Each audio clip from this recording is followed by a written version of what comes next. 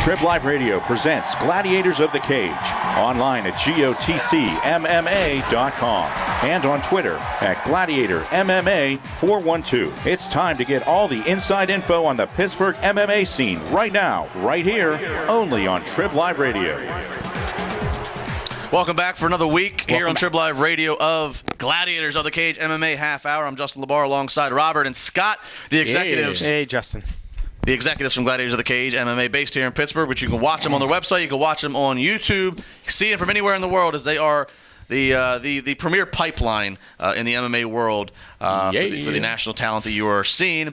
And guys, we're right here on YouTube. Again, subscribe please to the TribLIVE Radio YouTube, and of course you can go over and check out the Gladiators of the Cage YouTube channel as well, where they have all their fights from their past events. And we're talking Ronda Rousey, the always popular search term, the chick that is against the do nothing. She does everything. The do nothing bitches, I think is who she hates. The do nothing bitches. There you go. Ronda Rousey making news, first female to be on the cover of Men's Fitness magazine, and now she will be the first female athlete to co-host the juggernaut in television, which is ESPN Sports Center. That's going to be Wednesday evening at 6 p.m. It'll be her and Lindsay Zarniak. Yeah. Ronda Rousey. She's just doing everything, doing everything. Got the November fight coming up. It's funny because you got Conor McGregor out there claiming he's the number one seller. He's bringing all this money in the UFC, but he's not on the cover of Men's Fitness. He's not going to Sports Center. He's not in Fast and Furious. He's not in Fast. He's not in Entourage. Not in Entourage. So, by the way, I just watched that, and she did a good job in Entourage. I enjoyed her part in that movie, but he's not standing in the ring with The Rock at WrestleMania. he's getting a little.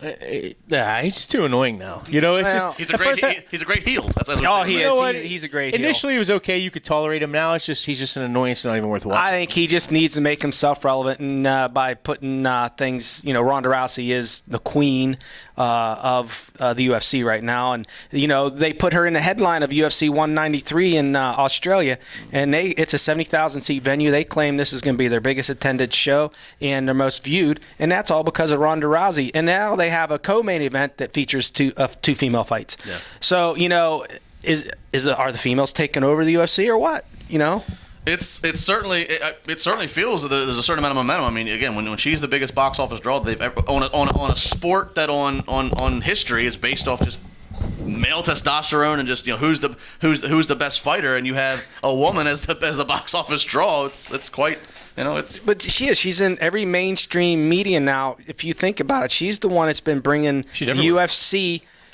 She's bringing it everywhere. I think she's bringing a pulse back. She's doing right now in this spurt for MMA what Tiger did for golf. Exactly. And in a way Tyson was the next chapter for boxing, to revitalize boxing after the Foremans and the Alis and the Fraziers had passed. I mean, it's just so interesting to watch. That's what I love about Ronda Rousey, just this bubble. Eventually, it's going to burst. But right now, as it continues to rise, she's riding high, and now they got the promo video for UFC 193 out there, and the little girl that plays that part of her is actually her real sister in real life. So that's kind of cool in itself. If you watch the promo video, the girl looks just like Ronda, and it's actually her little sister. I just thought it was a good casting call.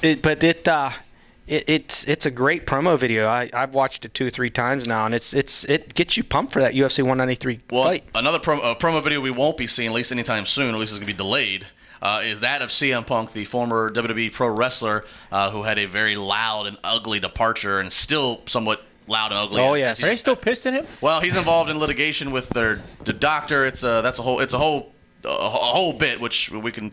I'm sure we'll talk more on whenever it gets closer. But Punk's been training. They've been training in Milwaukee. It's been awaiting the time. We thought they were going to be coming soon, announcing an opponent, but he has been delayed with a shoulder injury. Up to a month, they claim. But by the time he does decide to make his UFC presence known or his debut, it's going to be irrelevant. Nobody's going to care anymore. So, the longer they keep pushing this back. I didn't care at first. Does that matter? Well, for the people that are involved in WWE and stuff, it's kind of exciting because you had the Brock Lesnar crossover when he did it. CM Punk seems interesting, But they don't last long. They don't. But the problem is Lesnar comes in, makes his little, here I am, and then he's dead, dying of some disease. Brock at least had a great pedigree, and he did fight UFC or MMA. I knew he was going to get me. Well, I'm going to say this before. Pink tie, no, he's coming to get me. I'm going to say this. He should. The other thing with Brock, let's remember this. Brock comes in, he ends up winning the title relatively quickly, and from now, what we know now, looking back, Brock dominated for the time period he did with diverticulitis. with a disease. Most of us would not be sitting. He shouldn't even have gotten that title. That's what I'm. Well, but here, come to UFC. Here's a title. Well, he at least had some MMA background. CM Punk has he was none whatsoever. All-American wrestler, wasn't he? Yeah, he was all-American wrestler. So, the fact that Brock did what he did with diverticulitis, that to me is phenomenal as is. But yeah, Punk is just a box office thing. If he wins, if he wins the first one, bubble rises. But even in this state, Greg Serb, the commissioner of the Pennsylvania Athletic Commission, wouldn't even issue CM Punk a pro license because of the fact that he's never fought MMA. He's never been in an octagon. He's never been in a cage. He has no amateur fights. We've had on our card professional Muay Thai fighters, professional boxers that our commissioner would not give a pro license to and made them fight amateur. At least 3 amateur fights before he gave him a pro license. How is this guy getting a pro license? That's what. And wrapping up this video, that's my last question for you. I want to know this because that was a conversation that kind of came up right around when the topic was hot when Punk announced his signing was